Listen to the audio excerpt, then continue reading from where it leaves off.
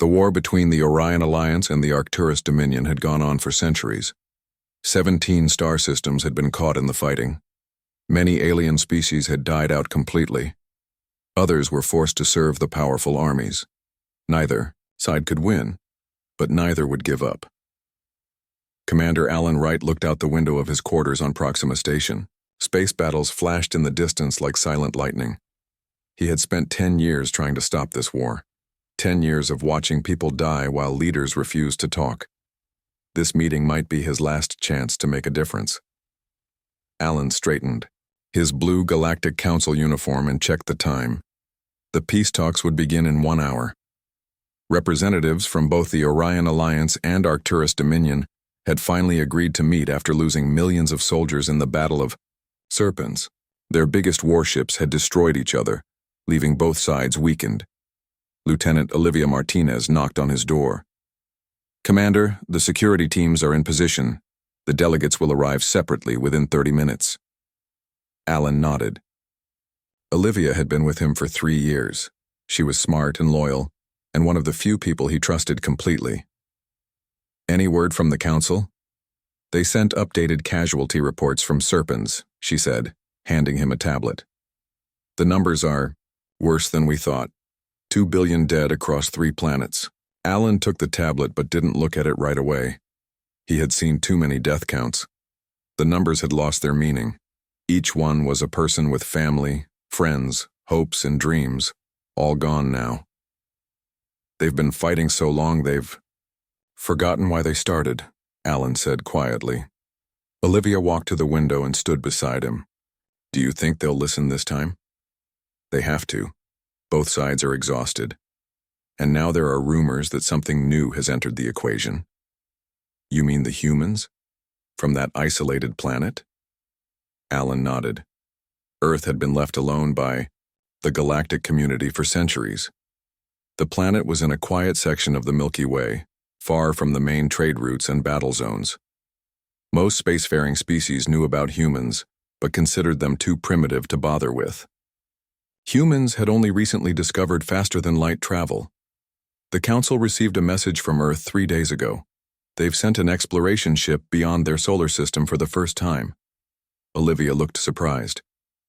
"Into the war zone? That's terrible timing." "Or perfect timing," Alan said. "Sometimes you need a fresh perspective to see what everyone else has missed." A soft beep from his tablet interrupted them. It was an alert that the Orion delegates had arrived at the station. The Arcturus representatives would be docking soon after. "We should get to the reception area," Alan said, putting on his formal jacket. "Let's hope this meeting goes better than the last one." The last peace talks had ended with the assassination of 3 diplomats. It had nearly started a new front in the war. Alan had barely escaped with his life, and the incident had set back peace efforts by years. Proxima Station was the largest neutral space station in the galaxy. It orbited a dead star in unclaimed territory. The station was shaped like a giant wheel, with spokes connecting the outer ring to the central hub. The peace conference would take place in the secure diplomatic section, heavily guarded by Galactic Council peacekeepers. Alan and Olivia walked through the curved hallways of the station. People from dozens of species moved past them. Some were refugees who had lost their homes in the war. Others were merchants trying to make a living despite the conflict. A few were probably spies, reporting back to their governments about everything that happened on the station. "The Orion delegation is led by High Commander Velex," Olivia reported as they walked. "The Arcturus are sending Senior Archon Zoba. Both are military leaders, not diplomats." "That might be good," Alan said. "Military leaders know the true cost of war better than politicians. They've seen their soldiers die." When they reached the reception area, Alan saw a group of blue-skinned Orion officers standing stiffly in one corner. The Orions were tall and thin, with 4 arms and large eyes.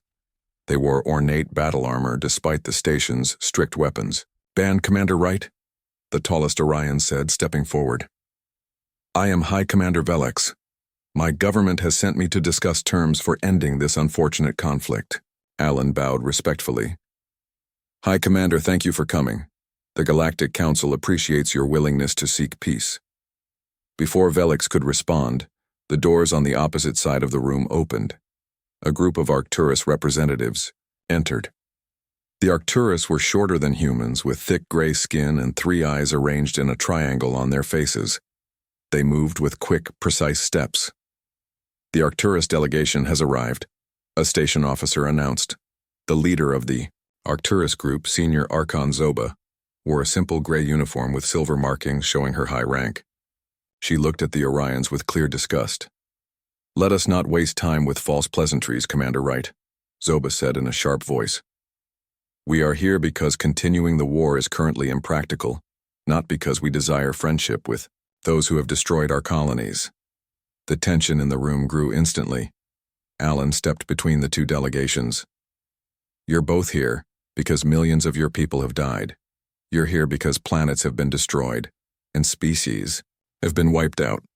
You're here because this war has gone on for too long and it's time to find another way."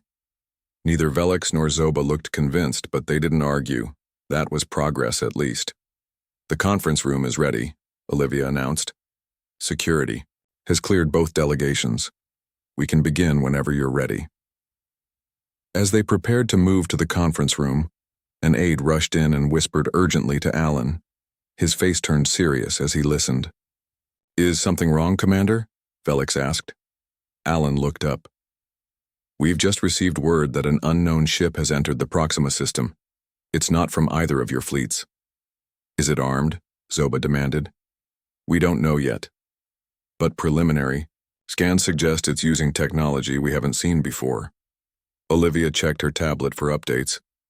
"Commander, the ship is sending a message. They identify themselves as the Earth exploration vessel Horizon from the planet Earth. The humans had arrived." Alan didn't know if this would help the peace process or destroy it completely. But one thing was certain. The galaxy was about to change. Captain Lisa Franklin of the Earth exploration vessel Horizon stood on the bridge of her ship. Her hands gripped the edge of the command console as she stared at the main screen. What they saw there was not what anyone had expected to find on humanity's first journey beyond their solar system. "Are those ships fighting?" asked her science officer, Dr. Paul Johnson. He adjusted his glasses and leaned closer to his monitoring station. "They definitely are," Lisa said. "The Horizon had dropped out of faster-than-light travel near Alpha Centauri, hoping to make history as the first human ship to visit another star system. Instead, they found themselves on the edge of a massive space battle. Huge ships fired weapons that lit up space like colorful lightning. Smaller craft zipped between them in complex patterns. Lisa had served 20 years in the Earth Defense Force before joining the exploration program. She had never seen anything like this. "Hold position, maintain stealth protocols," she ordered. The Horizon wasn't built for combat. It was a science vessel with just enough weapons to defend against asteroids and space debris. Dr. Johnson worked quickly at his station. "Captain, these energy readings are off the charts. Their weapon systems are unlike anything we've theorized. But there's something odd about their tactics. They're incredibly predictable, almost like they're following a script." Noah Garcia, the communications officer, suddenly sat up straight. "Captain, we're receiving transmissions from both sides. They're in different languages, but the computer is starting to translate them." He pressed his hand to his earpiece, listening carefully. They're inviting us to join them. Each side claims the other is responsible for genocides across multiple star systems." The bridge fell silent. Everyone had been prepared to meet alien life during this mission. No one had expected to find themselves in the middle of an alien. War Commander Samuel Hayes, Lisa's second-in-command, spoke up. "How did a conflict this big stay hidden from our observation systems? We should retreat and report back to Earth Command." Lisa understood his concern. Earth had spent decades scanning the stars, looking for signs of intelligent life. They had detected unusual energy patterns, but nothing that suggested a war of this scale. It was as if someone had been hiding it from them. "Before we do anything, I want to understand what we're dealing with," Lisa decided. "Noah, can you tap into their information networks without revealing our presence?" Noah nodded slowly. "I can try, Captain. Their communications technology is advanced. but their security protocols seem outdated, almost rigid. Do it, Lisa ordered. And everyone else, analyze everything you can about these ships, their weapons, and their tactics. I want to know who we're dealing with before we make contact. For the next 6 hours, the crew of the Horizon worked non-stop. They collected data on the alien ships, intercepted and translated communications, and built a picture of the conflict they had stumbled upon. The more they learned, the more surprised they became. It doesn't make sense, Lisa said as she reviewed the reports in the ship's conference room. Her senior officers sat around the table, looking at displays showing the battle continuing in the distance. These civilizations have technology centuries beyond ours, but their battle strategies haven't changed in decades. Dr. Johnson nodded in agreement. According to the historical records we've accessed, both sides use the same formations, the same attack patterns, and the same defensive responses every time. They've been fighting the same battles over and over for hundreds of years. It's like watching two computer programs running the same code, Noah added. There's no adaptation, no creativity. Samuel pointed to a tactical display showing the positions of the alien fleets. Look at this formation. They've arranged their ships in perfect geometric patterns. It's visually impressive but strategically inflexible. Any military leader from Earth would exploit these weaknesses immediately. Lisa stood up and walked to the main display. From what we've gathered, both species evolved in extremely stable environments. Their cultures value order and predictability above all else. The idea of changing tactics mid-battle seems foreign to them. So what do we do? Asked Noah. Do we contact them? Do we go home? Do we try to stay hidden and keep watching? Before Lisa could answer, an alert sounded. One of the junior officers called from the bridge. Captain, we've detected a transmission directed at a station called Proxima. It appears to be a neutral meeting ground. Both sides are sending diplomatic ships there. Lisa exchanged looks with her officers. This could be important. Set course for this Proxima station. Maintain stealth systems. Let's see what's happening there. As the Horizon changed direction, Lisa sent a secure message back to Earth. She included all the data they had collected and a personal note explaining the situation. We have confirmed contact with advanced alien civilizations, she wrote. They are engaged in a large-scale conflict that has apparently lasted for centuries. We are proceeding to observe peace negotiations at a neutral facility. Request instructions on how to proceed if diplomatic contact becomes necessary. The message would take hours to reach Earth. Until then, Lisa would have to rely on her own judgment. The Horizon arrived near Proxima Station just as the diplomatic ships were docking. The station was enormous, a massive wheel-shaped structure, spinning slowly in space. Ships of various sizes and designs moved around it. Some appeared to be cargo vessels. Others were clearly military escorts. Impressive, Dr. Johnson whispered. And look there, Samuel pointed to a section of the display. Those must be the diplomats boarding the station. The blue ones match the ships from one fleet, and the gray ones match the other. Lisa studied the images carefully. We need to get closer. I want to hear what happens in these peace talks. Captain, Noah said nervously, I've been analyzing their detection systems. I think we can move the Horizon to that asteroid field near the station without being noticed. We might be able to intercept communications from there. Do it, Lisa ordered. But be careful. We don't want to announce our presence until we know more about this situation. As the Horizon carefully moved toward its new position, Lisa couldn't help but feel that humanity had just stepped onto a much larger stage than anyone had imagined. Their mission had changed from simple exploration to something far more complex. Captain, Samuel said quietly, standing beside her as they watched the station grow larger on the view screen. What happens if these peace talks fail? Lisa didn't have a good answer. Let's hope they succeed, but if they don't, Earth needs to be prepared for what's out here. Back on Earth, Admiral Kate Dawson stood in the center of the United Nations Emergency Council chamber. The large room was filled with world leaders and military officers from every major nation. All eyes were on the central display showing the data transmitted by the Horizon. So it's confirmed, said the UN Secretary General. We are not alone in the universe and our neighbors are at war. Kate nodded. She was 58 years old with gray hair cut short in a practical style. She had commanded Earth's defense fleet for 7 years. Now she faced the biggest challenge of her career. Captain Franklin's report arrived 6 hours ago, Kate explained. The Horizon discovered 2 advanced alien civilizations engaged in a war that has lasted for centuries. They call themselves the Orion Alliance and the Arcturus Dominion. The room filled with murmurs.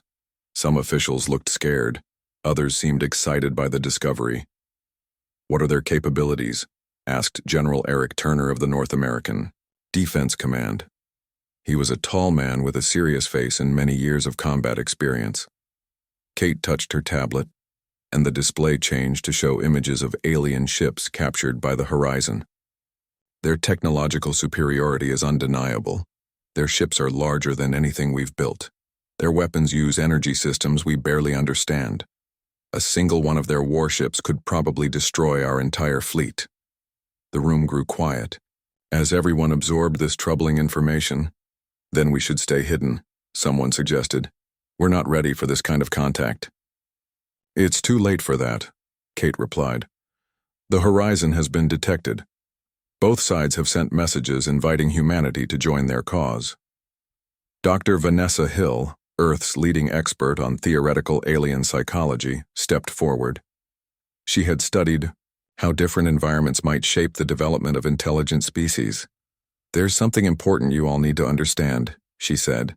"Based on Captain Franklin's observations, both alien species have developed in very different ways from humans. They evolved in stable, predictable environments and built societies that value order above all else." She displayed diagrams showing the rigid formations of the alien fleets. "Their battle strategies haven't changed in decades. They fight according to fixed patterns and seem unable to adapt quickly to new situations." General Turner studied the diagrams with growing interest. "Are you saying they lack creativity?" "Not exactly," Dr. Hill replied. "Their creativity expresses itself differently. They excel at perfecting existing systems but struggle with rapid innovation, especially under pressure. Both species appear to have highly hierarchical societies with centralized decision-making. They can't adapt quickly to unexpected developments." Admiral Dawson took over again. "While we're outgunned, we might have advantages they don't expect. Human military history is defined by asymmetric warfare, guerrilla tactics, and rapid adaptation. We've always had to improvise and think creatively to survive." The council debated for hours. Some wanted to withdraw completely from the region and isolate Earth. Others saw an opportunity to establish humanity's place in the galactic community. A few even suggested trying to play both sides against each other. Finally, the Secretary General called for silence. "We need to make a decision. Admiral Dawson, what do you recommend?" Kate had been thinking about this question since the first report arrived. "I believe we should send a small task force to assist the Galactic Council's peacekeeping efforts. Not to fight, but to demonstrate human ingenuity and hopefully bring a fresh perspective to the peace negotiations." "And if the peace talks fail?" asked General Turner. "Then we'll be in position to protect our interests and possibly help end this war before it reaches our doorstep," Kate answered. After more discussion, the council voted to approve Kate's plan. She would lead a task force of 20 ships to the Proxima station. Their official mission was diplomatic, but every ship would be combat ready. As the meeting ended, Dr. Hill approached Kate privately. "There's something I didn't want to say, in front of everyone," she said in a low voice. "What is it?" Kate asked. "These alien species have been fighting for so long that war has become normal for them. They've forgotten how to live in peace. They might not actually want the war to end." Kate considered this disturbing thought. "Then we'll have to remind them what peace looks like." 3 days later, Admiral Dawson's task force prepared to depart Earth orbit. The ships were the best Earth had to offer, smaller than the alien vessels but equipped with the latest technology, and crewed by Earth's finest personnel. Kate stood on the bridge of her flagship, the Earth Defense Force vessel Intrepid. The curved viewport showed the blue Earth below and the other 19 ships of the task force hovering nearby. "All ships report ready, Admiral," said her communications officer, Lieutenant Greg Wilson. Send the final message to Earth Command, Kate ordered. Inform them that we're departing as planned. As the message was sent, Kate thought about Captain Franklin and the horizon. The exploration ship was still hiding near Proxima Station, gathering intelligence. Their last update had reported that peace talks were progressing slowly, with both sides reluctant to make real concessions. Set course for the Proxima system, Kate ordered. Prepare for faster-than-light jump on my mark. The navigator entered. The coordinates. Course set, Admiral. Kate took one last look at Earth. She didn't know when, or if, she would see it again. Mark. The 20 ships of humanity's first interstellar task force disappeared in flashes of light, leaving Earth behind. In the darkness of space near Proxima Station, Captain Lisa Franklin watched the peace talks from her hidden position. The horizon had managed to tap into the station's communication system. They could hear everything happening in the diplomatic chambers. They keep arguing about the same points, Lisa told her officers as they listened to the aliens debate ancient territorial claims. They've been at this for hours and haven't made any real progress. Dr. Johnson nodded. It's like they're following a script. Each side makes the same arguments, the other side rejects them, and they start over. Captain, Noah called urgently from his station. I'm detecting unusual energy signatures near the edge of the system. Multiple ships are dropping out of faster-than-light travel. Lisa moved quickly to his side. Are they more warships? Noah adjusted his instruments, then looked up with a mixture of surprise and relief. No, Captain. They're from Earth. The view screen changed to show 20 ships in a perfect formation. They were smaller than the alien vessels, but sleek and purposeful in design. How did they get here so fast? Samuel wondered. They must have left right after receiving our first message, Lisa said. She felt a mixture of pride and concern. Earth had responded to the crisis with impressive speed, but now 20 ships from home were about to enter a potential war zone. Should we contact them? Noah asked. Lisa thought for a moment, then nodded. Open a secure channel. Let's welcome our friends to the neighborhood. Commander Alan Wright knew something was wrong even before the alarm started. He felt it in the way the air seemed to change in the meeting room. The Orion delegate, High Commander Velix, had just rejected another proposal from the Arcturus, when Alan noticed Velix's aide touching his communication device repeatedly. Is there a problem? Alan asked, interrupting the heated debate. Before Velix could answer, the station's emergency system blared. Red lights flashed along the walls. A computerized voice spoke calmly over the noise. Security alert. Multiple, unauthorized ships approaching. All personnel proceed to safety zones. Lieutenant Olivia Martinez rushed into the room. Commander, we have a situation. Ships from both the Orion Alliance and Arcturus Dominion are moving toward the station. They're not responding to our communications. Alan looked at the alien delegates. Did you know about this? Both Velix and Senior Archon Zoba appeared genuinely surprised. These are not our official forces, Zoba insisted. They must be extremist, factions who don't want peace. The room erupted in chaos as diplomats shouted accusations at each other. Alan raised his voice above the noise. Everyone needs to stay calm. Station security will protect us while we continue the talks. But even as he spoke, a loud explosion shook the room. The lights flickered. That was a direct hit to our outer shields, Olivia reported, checking her tablet. Both sides are attacking simultaneously. They're targeting our defensive systems. Alan had prepared for many scenarios, but not this one. Extremists from both sides working together to sabotage. The peace talks? It made no sense unless both governments secretly wanted the war to continue. We need to evacuate the diplomatic section, Alan decided. Lieutenant, get everyone to the emergency shuttles. Olivia nodded and began organizing the diplomats. Another explosion hit the station, stronger than the first.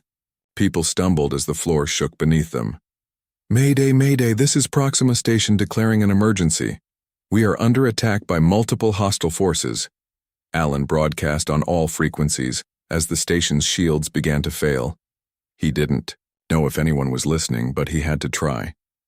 Near the edge of the system, Admiral Kate Dawson received the distress call on the bridge of the Intrepid. She had just finished a secure communication with Captain Franklin of the Horizon when the emergency message came through. "Status report," Kate demanded from her tactical officer. "Multiple alien warships are attacking Proxima Station," he reported. "The station's shields are failing. There are hundreds of diplomats and civilians trapped inside." Kate looked at the tactical display showing the position of every ship in the system. The human task force was outnumbered 5-1, and the alien ships were much larger and more powerful. "What are your orders, Admiral?" asked her executive officer. Kate thought quickly. Fighting directly against such powerful enemies would be suicide, but she couldn't stand by and watch as innocent people were killed. "All ships, battle stations," she ordered. "Deploy according to Scenario Echo 7. Scenario Echo 7 was a battle plan designed for situations where Earth forces faced overwhelming opposition. It didn't rely on direct confrontation but instead used speed, surprise, and unconventional tactics. The 20 Earth ships spread out into smaller groups. Instead of forming a traditional defensive formation, they scattered across the system in what looked like random patterns. To the alien observers, it appeared that the humans were retreating in confusion. "They're ignoring us," reported the tactical officer. "They don't consider us a threat." "Good," Kate said. "That's their first mistake." On Proxima Station, Commander Wright and Lieutenant Martinez led a group of diplomats through the damaged corridors. The station's artificial gravity was failing in some sections, making movement difficult. They had lost contact with several groups of civilians who had been caught in the initial attack. "The emergency shuttles are 2 levels down," Olivia told the frightened diplomats. "Stay together and move quickly." Another explosion rocked the station. The lights went out completely, leaving them in darkness until emergency lighting activated seconds later. "That was a direct hit to the central power core," Alan said grimly. "We don't have much time before life support fails." He activated his emergency beacon, though he didn't expect help to arrive in time. The Galactic Council's peacekeeping fleet was stationed several systems away. By the time they responded, the station would be destroyed. What Alan didn't know was that help was already on the way. Captain Frank Rodriguez of the EDF Challenger led a small squadron of 5 human ships on a direct course for Proxima Station. His orders from Admiral Dawson were clear: rescue the diplomats and civilians while the rest of the human fleet distracted the enemy ships. "Approaching target," Frank's navigator announced. Enemy ships detected directly ahead. Frank studied the tactical display. 3 large alien warships blocked their path to the station. The alien vessels were arranged in a standard defensive formation, their weapons ready. "They're expecting us to either retreat or attack head-on," Frank said. "Let's show them something new. Execute Maneuver Delta." The 5 human ships suddenly accelerated to maximum speed. Then, instead of attacking or retreating, they split into different directions at the last moment, flying in patterns that seemed chaotic, but were precisely calculated.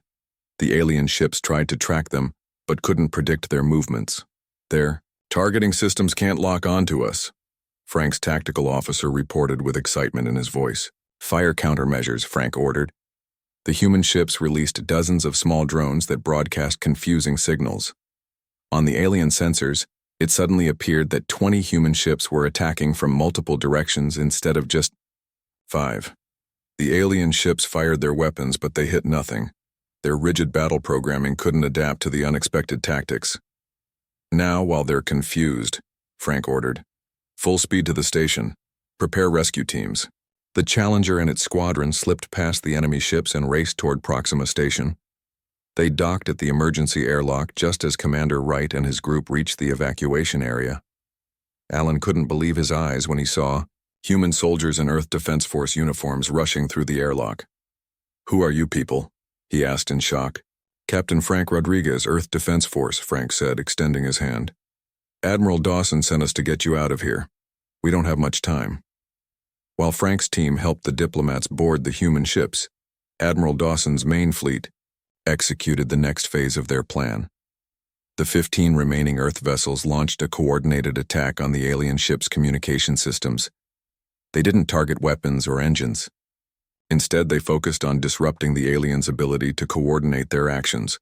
Without central command, the rigid alien battle formations began to fall apart. "It's working," Kate's tactical officer reported. "They're firing on each other, in confusion." Kate nodded, watching the tactical display carefully. "Begin Phase 3. Captain Lisa Franklin watched from the horizon as the human ships danced between the much larger alien vessels.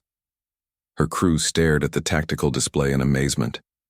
The Earth ships moved in ways that seemed impossible, changing direction suddenly, and flying in patterns that made no sense to the alien combat systems. "This is incredible," Dr. Paul Johnson said. "Our ships are so much smaller and less powerful, but the aliens can't hit them." Lisa nodded. "Admiral Dawson is using our strengths against their weaknesses. They expect enemies to follow the same rules of combat they've used for centuries. We don't play by those rules." Noah Garcia looked up from his communication station. "Captain Admiral Dawson is requesting our help. They need access to the aliens' command systems." Lisa turned to her crew. "This is our chance to make a difference. Noah, connect me with the Admiral." On the Intrepid, Admiral Kate Dawson was pleased when Captain Franklin's face appeared on her screen. "Captain, I'm glad you're safe. We need your help with Phase 3 of our plan." "We're ready, Admiral," Lisa replied. "The Horizon has been monitoring the aliens' communications for days. We understand their systems better than anyone." "Good," Kate said. "We've disrupted their communications, but we need to go further. Can your team access their automated weapons systems?" Dr. Johnson joined Lisa on the screen. "We've been studying their security protocols. They're advanced but predictable. With the right approach, we might be able to get in." "Do it," Kate ordered. "But don't disable their weapons entirely. We just need to control them long enough to force a ceasefire." While Captain Franklin's team worked, Captain Frank Rodriguez completed the rescue mission at Proxima Station. The human ships were now full of diplomats and civilians from many different species. Commander Alan Wright stood on the bridge of the Challenger, watching as they pulled away from the damaged station. "I've never seen ships move like yours," Alan said as he watched the tactical display showing the human vessels weaving through enemy fire. "They're not just fighting, they're thinking. Each ship is adapting independently while still coordinating perfectly with the others." Lieutenant Olivia Martinez nodded in agreement. "It's like watching a dance instead of a battle." Frank smiled, slightly. "That's how we train. Every Earth ship captain has the authority to make their own decisions based on the situation. We don't wait for orders when things change quickly." On the Horizon, Lisa's team worked frantically to hack into the alien systems. Noah and Dr. Johnson had identified a weakness in the aliens' network security. They were too trusting of any device that used the correct communication protocols. "I think we've got it," Noah said after an hour of intense work. "We're in their defense networks." "Both of them?" Lisa asked in surprise. "Yes," Dr. Johnson confirmed. "They use different languages but similar security systems. Once we figured out one, the other was much easier." Lisa opened a channel to Admiral Dawson. "Admiral, we have access to their automated defense networks. We can temporarily disable their weapon systems on your command." Kate's face showed satisfaction. "Excellent work, Captain. Stand by for my signal." The Admiral turned to her communications officer. "Open a channel to the leaders of both alien fleets." When the connection was established, Kate spoke clearly and confidently. "This is Admiral Catherine Dawson of Earth. Your attack on a neutral diplomatic station violates galactic law and basic decency. We are giving you one chance to withdraw." The alien commanders responded with threats and dismissals. They clearly didn't consider the small human fleet a serious threat. "They're not listening," Kate's executive officer observed. "They will," Kate said. She gave a nod to her communications officer, who sent a coded signal to the Horizon. On Lisa's ship, Noah pressed a key that activated their program. Across the battlefield, alien warships suddenly lost control of their weapons. Some weapons systems shut down completely. Others fired at minimum power. A few turned and targeted their own allies. Confusion spread through the alien fleets. For the first time in centuries of warfare, They faced a situation their battle plans hadn't prepared them for. Now, Kate ordered her fleet. Phase 4. The human ships regrouped and formed a protective circle around the rescued diplomats. They didn't attack the alien vessels. Instead, they demonstrated their complete control of the situation. Kate opened the channel again. As you can see, we could destroy your ships if we wanted to, but unlike you, we didn't come here to continue this war. We came to end it. The alien commanders were silent for a long moment. Then the Orion leader spoke. How did you do this? Your technology is inferior to ours. Technology isn't everything, Kate replied. You've been fighting the same war in the same way for so long that you've forgotten how to adapt. This demonstration lasted less than 4 hours. Imagine what would happen if humans decided to join this war permanently. The message was clear. If humans could disrupt their battle plans so completely in just hours, what could they do in days or weeks? 3 days later, representatives from both the Orion Alliance and Arcturus Dominion met again on a repaired section of Proxima Station. This time the meeting was different. Both sides were genuinely interested in peace. They had seen what human ingenuity could do, and they didn't want to make enemies of Earth. Commander Alan Wright was amazed at the change. The same delegates who had argued endlessly before now worked together to write a peace treaty. I've been trying to make this happen for 10 years, Alan told Admiral Dawson as they watched the signing ceremony. How did you accomplish it in 3 days? Kate smiled slightly. Sometimes you need an outside perspective. They were trapped in patterns they couldn't see. We showed them another way. The peace treaty wasn't just an agreement to stop fighting. Both the Orion Alliance and Arcturus Dominion requested human advisors to help reform their military and governmental structures. They recognized that humanity's creativity and adaptability were valuable traits they had lost over centuries of rigid tradition. As the ceremony ended, Alan turned to Kate. You know what the strangest thing is? They're actually afraid of you now. Kate shook her head. They shouldn't be afraid. They should be relieved. For the first time in generations, their children won't grow up knowing only war. And humanity's children? Alan asked. We'll grow up knowing there's a whole universe waiting for them, she replied, one where we've already proven we belong. News of the peace treaty spread quickly across the galaxy. Species that had been caught in the conflict for generations celebrated their newfound freedom. Trade routes reopened. Destroyed worlds began. The process of rebuilding. On planets and space stations throughout 17 star systems, people shared the same story. The war ended within hours after humans joined the fight. Some said it with awe, others with relief, and a few, watching carefully from distant stars, with growing interest in the strange species from Earth who had accomplished the impossible. Captain Lisa Franklin and the crew of the Horizon prepared to return home. They had come looking for new discoveries and had found far more than anyone expected. Earth will never be the same, Lisa told her crew as they set course for home. We're part of something bigger now. As the human ships disappeared into faster-than-light travel, the galaxy watched. The war was over. A new era had begun, and humanity had announced its arrival in the most dramatic way possible, not by conquering, but by creating peace.